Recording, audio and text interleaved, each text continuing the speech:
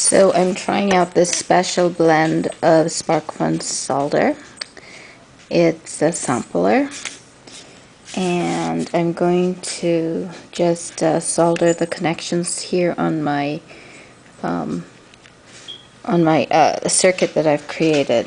It's going to be a soft circuit, but I just want to make sure that the connection points don't come apart.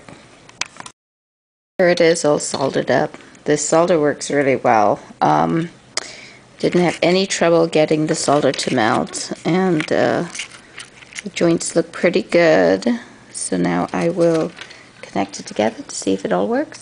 Okay, so it's hard to tell what the original form looked like, but now I've attached it to the adapter and plugging it in, and yay, it lights up.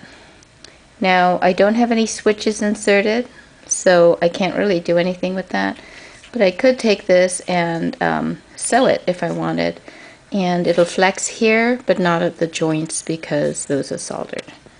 So as you can see, solder joints, and the wire is flexible, so I can still sew it.